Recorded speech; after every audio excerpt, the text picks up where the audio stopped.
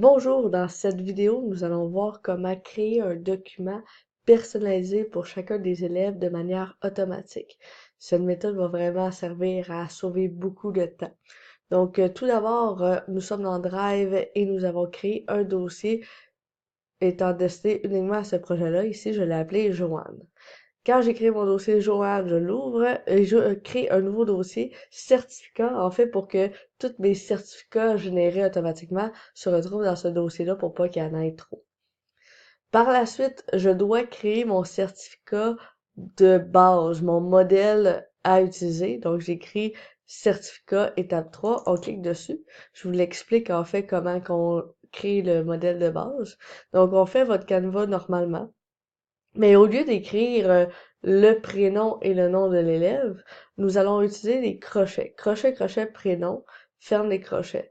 En fait, le certificat, il va être en relation avec un fichier Excel. Donc, avec le fichier Excel qu'on va travailler tantôt, on voit que dans le fichier Excel, chaque colonne a un nom particulier. Donc, si je fais crochet, crochet, prénom, en fait, le fichier Excel va comprendre qu'on va aller chercher chacun des élèves pour créer un certificat. Donc, le prénom, on va écrire Maximilio. euh, et le nom, on va écrire Alba. Donc, on va avoir Maximiliano, Alba automatiquement pour chacun des certificats.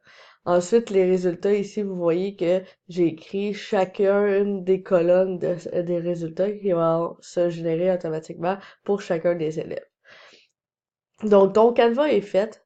C'est vraiment important juste de mettre les crochets-crochets pour le mettre personnalisé. Donc, quand le Canva est fait, on peut l'enlever. Et on travaille avec le fichier Excel. Donc, le fichier Excel, qu'est-ce qui est important, c'est que la première ligne, c'est le nom des colonnes. Vous pouvez pas commencer à écrire directement les données. Par la suite, là, ici, on parlait euh, des élèves méritants. Donc, ici, je suis en secondaire 1. On a les courriels des élèves, ainsi de suite. Et on a les valeurs du Salésien. Donc, résultat. Je vais prendre un exemple. Si en art plastique, il y a eu le résultat et en mathématiques. Par la suite, on voit que l'engagement, il peut l'avoir eu en anglais. Et vous allez voir que le total, ici, ça va être le nombre de méritants, de mérites. Donc,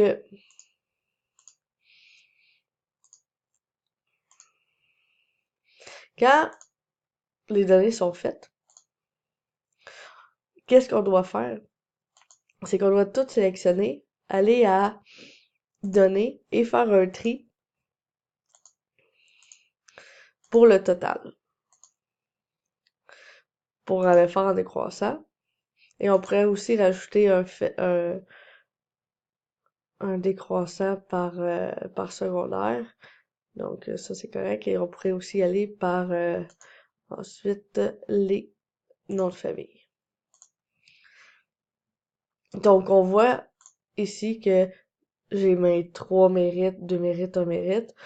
Qu'est-ce qu'on fait par la suite? Tous ceux qui ont des mérites, on va les sélectionner.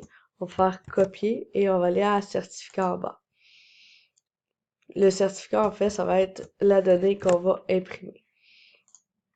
Donc, on voit que il y a vraiment tous les certificats, et ainsi de suite, et le courriel. Qu'est-ce qui est important, comme je vous ai expliqué, insérer au-dessus, c'est que la première colonne ne soit pas les données, mais ça va être les titres. C'est vraiment la base. Donc, moi, je veux créer mes 3 certificats automatiquement. Okay? Donc, qu'est-ce que je dois faire? Je vais aller à module complémentaire Autocrate et je vais l'ouvrir.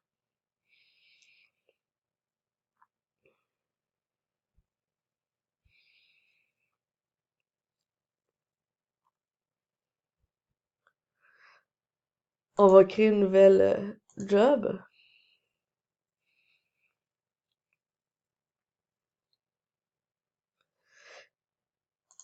En fait, pourquoi on a fait un tri en ordre décroissant du total, c'est pour pas envoyer un certificat vide à un élève qui a pas eu de mérite. Donc, c'est juste pour éviter les certificats vides. Donc, je vais être rendu à test 11. Le nom de la job, c'est vraiment pour vous, donc c'est pas important, vous pouvez l'appeler n'importe comment. Ensuite, la deuxième étape, c'est de choisir votre modèle, votre document de référence. Donc, nous, on voulait faire le certificat étape 3. Donc, on va chercher dans Drive notre certificat. Donc, certificat, étape 3, et on le sélectionne. Donc, on va voir notre modèle. Donc, en fait, qu'est-ce que ça va faire? Ça va faire que lorsqu'on a programmé crochet, crochet, prénom, il va dire, ben, c'est par rapport au fichier Excel. Donc, crée ton certificat par rapport au fichier Excel par rapport au titre. Donc, next. Lui ici, qu'est-ce que ça dit? Ça dit, tu veux créer tes certificats à partir de quelle base de données? Donc, ça ici, ça va être vos feuilles.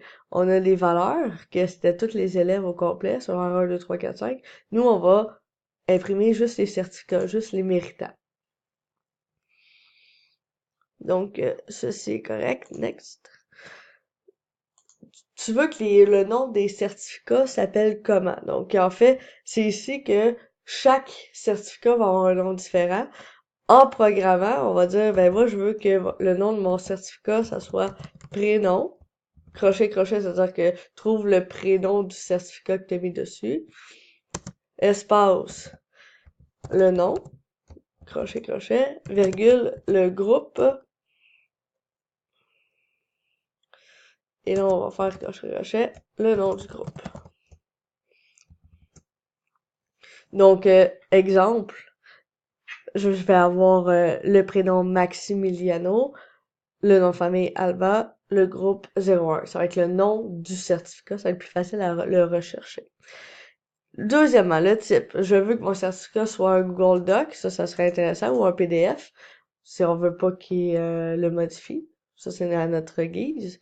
Et je veux que la sortie soit un certificat par élève ou bien un document au complet avec chaque élève comme une colonne différente.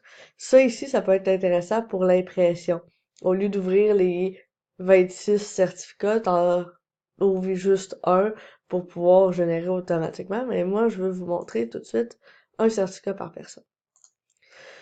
Choisis le fichier de destination. Donc, en fait, je vais pas le mettre dans Joanne, je vais le mettre dans mon fichier que j'ai nommé certificat.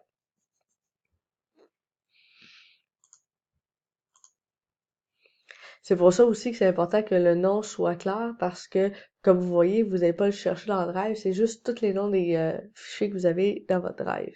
Next. L'étape 6, en fait, on l'utilisera pas. L'étape 7 non plus. L'étape 8. Si je crée un certificat et je veux l'envoyer par courriel aux élèves, je vais faire partage oui. Pour le partage, en fait, on va pouvoir dire est-ce que je veux que l'élève travaille sur son certificat ou que c'est juste en lecture seulement? Moi, idéalement, j'aimerais ça qu'il change pas tout le certificat. Donc, je ne vais pas le permettre le repartage. Et ici, je peux dire est-ce que je veux envoyer un adresse, le courriel par un adresse anonyme pour pas qu'il y ait de réponse. Fait que je pourrais dire oui ou non. Dans votre courriel automatisé, en fait ici, à qui je vais l'envoyer, au lieu de l'envoyer un courriel par personne, on va pouvoir faire crochet crochet et le nom du courriel des élèves est ici. Je l'ai appelé, on peut regarder ici, je l'ai appelé courriel élève. Fait qu'on peut faire copier. Courriel élève. On enlève trop de crochets. Donc, en fait, chaque élève va avoir son certificat. On peut aussi faire virgule et aller avec le courriel des parents si je le désire. Donc, courriel parent 1. Puis on pourrait aller faire coller courriel parent 1. Et ainsi de suite. Là, je vais pas faire envoyer juste parce que je veux pas que l'élève ait un faux certificat. OK, ensuite, le type du sujet. Je peux l'appeler certificat de mérite. Le courriel, qu'est-ce qui est intéressant, c'est qu'on peut le générer automatiquement et personnalisé. Donc, on peut dire bonjour. Et si je veux que le nom soit celui de la personne, je vais faire crochet, crochet, prénom. Ferme le crochet. Tu as eu crochet, crochet, je peux mettre total. Ferme crochet, crochet, mention. Donc là, en fait, dans notre exemple, on va voir Maximilio qui a eu 3 mentions. Et on pourrait dire, voici ton certificat. Voici ton certificat. Donc, ceci va être fait, ça veut dire que l'élève va avoir son courriel personnalisé qui va dire tu as eu un nombre de mentions avec le certificat en pièce jointe, le parent aussi. Et le courriel va avoir vraiment son prénom correctement et son total par personne. Je vais juste écrire que je veux pas le partager pour pas que l'élève ait un faux certificat. Donc, on fait next. L'étape 9 va servir à rien. Et on fait save.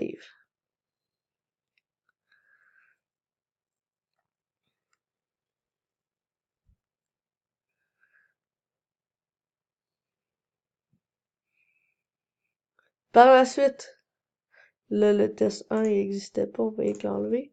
On était rendu au test 11. Par la suite, qu'est-ce qu'on va pouvoir faire? On va juste peser sur Play pour générer automatiquement les certificats. Donc, on fait Play. Qu'est-ce qui est important, c'est que à chaque job que vous faites, ça peut juste faire une fois un Play. Donc, si je veux refaire les certificats, je peux pas refaire un Play. Donc, ici, mon essai, il y avait 3 lignes, ça va aller plus vite. Si on regarde dans notre drive, dans les certificats, on va voir que les certificats vont être générés automatiquement. Donc ici, dans notre fichier Excel, on avait Maximiliano, Frédéric et Maxime. On peut l'enlever quand on a terminé. Et on remarque qu'à la fin, toute fin, on voit que ça dit tu l'as eu avec un succès, un succès, un succès. Donc les 3 documents sont faits dans le bon dossier. Donc si on ouvre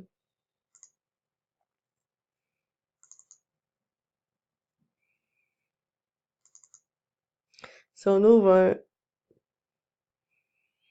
un certificat, on voit que le nom est automatiquement, le résultat qu'il y a eu, et on peut remarquer que espagnol et EPS pour Frédéric. Si on regarde, Frédéric avait espagnol et EPS, et même s'il est pas collé, on voit qu'il n'y a pas d'espace beaucoup entre, fait que ça va fonctionner quand même. Là, ma question est, et là, on voit qu'on a les 3. On a Maxime, avec notre certificat en ECR, en résultat.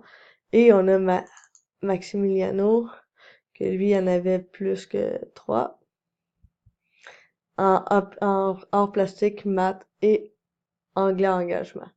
Donc, ces certificats sont automatisés. Et là, on ferait juste les imprimer. Exemple, je ferais fichier imprimé et on aurait nos certificats.